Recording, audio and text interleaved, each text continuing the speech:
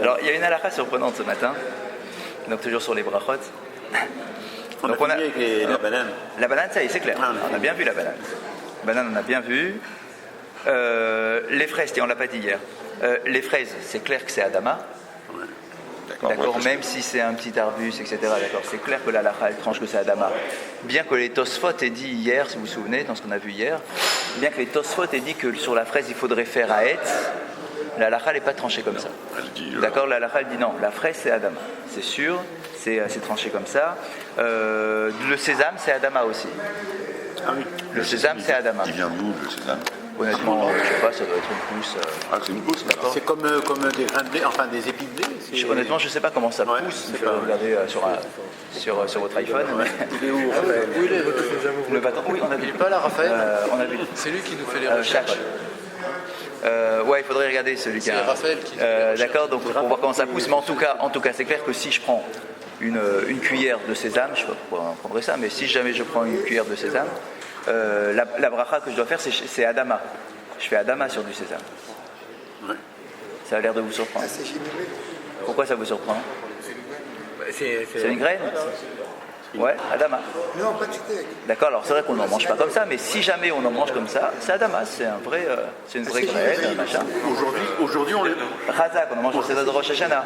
Aujourd'hui, on le mange comme ça. Parce Ah, on que, peut, en tout cas. Avec les oméga 3, etc. Ils vendent maintenant dans les magasins. Ah oui, dans les trucs bio là, Des produits, que des graines. voilà, Il y a exactement, toutes que sortes des de graines, graines, on mange comme ça. quinoa, etc. Bah, si on prend du graine de sésame, d'accord, la bracha c'est clair que c'est Adama. Ok, donc ça c'est pour compléter ce qu'on avait dit hier. Donc là, ici, pour rajouter aujourd'hui, donc c'est dans le Shulchan Aruch. Le Shulchan Aruch il dit une phrase. Il dit Al perot motzin ilan esrak chez Akol. C'est juste ça qu'il dit le Shulchan Aruch. Sur les arbres qui ne sont pas des arbres fruitiers, ce qu'on appelle en hébreu les ilan esrak. Les ilan esrak, si on veut le traduire, c'est les arbres stériles. D'accord, c'est-à-dire qu'ils ne donnent pas de fruits. Eh bien, la halakha nous dit sur les fruits qui poussent sur un arbre stérile, la bracha que tu dois faire, c'est chez Akol. Ah bon? Alors, commentaire. Commentaire. Alors, commentaire. Qu'est-ce qu'on mange? En réalité, c'est quoi? Effectivement, c'est pas un arbre fruitier. Un arbre fruitier, c'est un pommier, il te donne des tonnes de pommes, ok. Là, ici, c'est un arbre qui n'est pas censé donner des fruits. Mais il n'empêche que même ces arbres-là, qui ne sont pas des arbres fruitiers, ils font pousser des petits trucs. Des fleurs. Des petits trucs, des petites boules, de machin. Je n'ai pas d'exemple.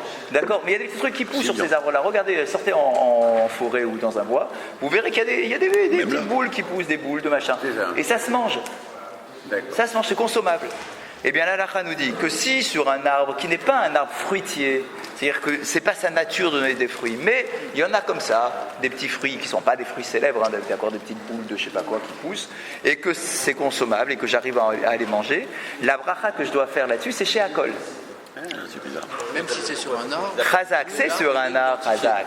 Mais comme cet arbre-là n'est pas censé, c'est pas son rôle à cet arbre de donner des fruits. D'accord, donc les fruits qui poussent ne sont pas des bons fruits, ne sont pas des bons fruits sucrés, etc. D'accord? Pardon? On les a jamais définis, ces fruits. Chazak, exactement, exactement. Mais pourtant, ils existent. Ils existent, mais ils sont pas. Voilà, on n'en fait pas du commerce, on n'en fait rien de ces fruits-là. Ça se vend pas, ils sont pas très bons, etc. Sinon, ça se saurait. Mais il n'empêche qu'ils existent, ils poussent. Et donc, on pourrait se dire, si ça pousse sur un arbre. Eh ben, si c'est un arbre, je devrais le faire à Haetz. Eh bien, le Shulchan Aruch nous dit, donc c'est un cas qui est dans le Shulchan Aruch lui-même. Hein, d'accord, il nous dit que non, puisque ce n'est pas un arbre fruitier. Et que c'est juste quelques petits fruits comme ça qui poussent comme ça, si je les mange, la bracha que je dois faire, c'est chez Akol sur ces fruits-là. Vechen anavim agedelim behadash et bishelam al shinifshlu tovim laachila yesh varelem chez Akol. Il donne un autre cas sur le hadas qu'on utilise à Sukkot, les feuilles de myrte. Merci. Nous, les feuilles qu'on utilise pour le loulav, il n'y a rien qui pousse dessus, c'est juste des feuilles. Ouais. Mais il nous dit dans la halakha que ce hadas, si je le laisse pousser, il donne des petites boules. Il y a des petites boules de fruits. Alors, Chazak, c'est pas un truc dont je fais du commerce, ils sont pas très bons, etc. Mais c'est consommable. C'est pas bon, c'est pas super bon, c'est consommable, c'est pas du poison. Je peux le prendre, le manger. Il y a quelque chose à manger, il y a un peu de chair, il y a quelque chose, d'accord? Eh bien, la halakha nous dit que sur ces petits fruits-là, la bracha, c'est chez Akol. Ah, oui. On pourrait se dire, attends, mais ça pousse. C'est un arbre ou un arbuste, c'est peut-être un adama ou je sais pas. La halakha nous dit non. puisque ce n'est pas sa nature de donner des fruits, la bracha ce sera chez Akol, bien que ce soit un fruit. C'est un fruit sur lequel je fais chez Akol, parce qu'il est, il est dans cette catégorie-là.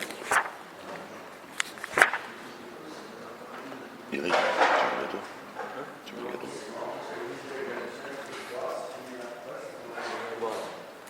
Il nous parle ici, alors je ne sais pas comment ça pousse aujourd'hui. Aujourd'hui, le monde il a tellement été trafiqué pour le commerce, etc. D'accord, que tout ce qui est végétal, les références de la Gemara de l'époque, d'accord, et de la halacha, ne sont pas forcément en correspondance avec ce qu'on connaît aujourd'hui. Il donne l'exemple d'une sorte de radis. Aujourd'hui, le radis, on fait du commerce de radis, d'accord, on le plante pour ça, d'accord, et c'est du radis, quoi. Il nous dit qu'à l'époque, le tsnon, donc ce qu'on appelle nous aujourd'hui le radis, c'était pas aussi commercialisé qu'aujourd'hui. D'accord, c'était pas aussi répandu qu'aujourd'hui. Aujourd'hui, on mange tous des radis, quoi. Notre table, il y a du radis. D'accord. Il nous dit, à l'époque, ce radis, ce tsnon, d'accord. En fait, c'est quoi? C'est une racine. C'est Adama, non? C'est une racine. Aujourd'hui, c'est sûr que c'est Adama. Parce qu'il a été planté pour ça, il est cultivé pour ça, il est vendu pour ça. Donc aujourd'hui, c'est sûr que c'est Adama. Là, ici, il nous dit, à l'époque, alors attendez, à l'époque, donc c'était simplement une racine, quoi, ça faisait partie des différentes racines qui poussaient, qui étaient consommables. Alors il nous dit, ça dépend, à quel moment je le mange. Il nous dit, si je le mange lorsqu'il est rach, c'est-à-dire lorsqu'il est encore tendre, alors sa bracha, c'est Adama. Mais il nous dit qu'à l'époque, si on le laissait trop longtemps en terre, il durcissait. Il durcissait et devenait keretz be'alma. Il devenait aussi dur que du bois. Et c'était plus consommable. Donc, si moi je le mange en son temps, c'est-à-dire au moment où il est tendre, alors sa bracha c'est Adama.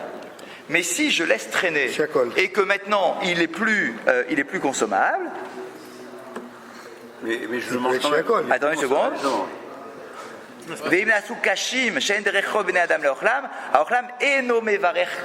Rien du tout. Et ça vaut plus rien. Si tu le laisses trop longtemps, alors je ne sais pas si aujourd'hui je ne sais pas, si tu laisses un radis trop longtemps en terre, je ne sais pas s'il devient dur comme du bois.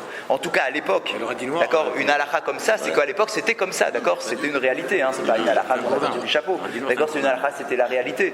Si on le laissait trop longtemps en terre, il devenait dur comme du bois, ou pratiquement, en tout cas il était plus consommable. Et il nous dit, alors pourquoi tu vas le manger s'il est plus consommable? Et il nous dit, non, c'est consommable, mais la plupart des gens ne le mangeaient pas. Alors du coup, il nous dit quoi?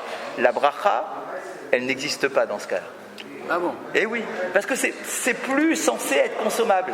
C'est dur maintenant, ça a durci, c'est plus tendre. Peut-être qu'il ne le mangeait pas, mais qu'il le suçait. Exactement. Si tu manges un truc qui n'est pas consommable, t'es un peu bizarre, tu fais des tests, tu manges du bois, etc. D'accord? Il n'y a pas de bracha là-dessus. Il ne peut pas y avoir une bracha sur quelque chose.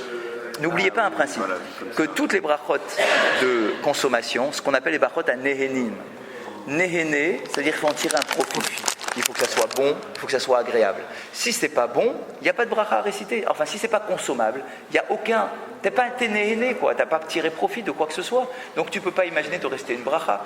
Donc ce radis-là, soit il est tendre, et la bracha c'est Adama, c'est sa vraie bracha. Si tu l'as laissé trop longtemps et qu'il est devenu dur comme du bois, d'accord, ou plus consommable, quoi, concrètement, eh bien, si tu le manges, toi, parce que tu as envie de goûter, d'accord, eh bien, en fait, tu ne récites pas de bracha. Alors, on parle pour l'arbre. Oui, stérile, pareil sur là, pareil. ouais. Je laisse mon pain pendant plusieurs jours. Chazak, eh bien, le pain, on l'aura dans le chapitre suivant de Shulchan Aruch, parce que dans le chapitre suivant, on a bien sûr, on a la bracha de chez Akol. Ouais. Et on verra comment le pain peut être concerné par la bracha de chez Akol. Et tu peux même arriver à... Ah bah oui, c'est bracha sur l'huile d'olive seule, non? Exact, Chazak. Sauf si j'ai mis du citron. Chazak. D'accord, parce que c'est pas consommable, quoi, c'est pas un truc qu'on mange. Qu'est-ce que tu as dit? D'accord, l'huile d'olive. Il a bien fait de venir, mon fils. Hein. D'accord, bah c'est pareil, tu fais pas de bracha là-dessus. Alors, juste pour information, c'est très mauvais. Oui, c'est pour ça aussi. L'huile d'olive comme ça? Le rambam, c'est clair. Hein. Ça fait perdre la mémoire, alors que l'olive donne une très bonne mémoire. Comme quoi le contraste. L'olive donne une très Non, bonne c'est mémoire. l'inverse. L'inverse. L'olive donne une... Il dit l'olive fait perdre la mémoire, et l'huile d'olive donne. Fait retrouver la mémoire. Donne la mémoire.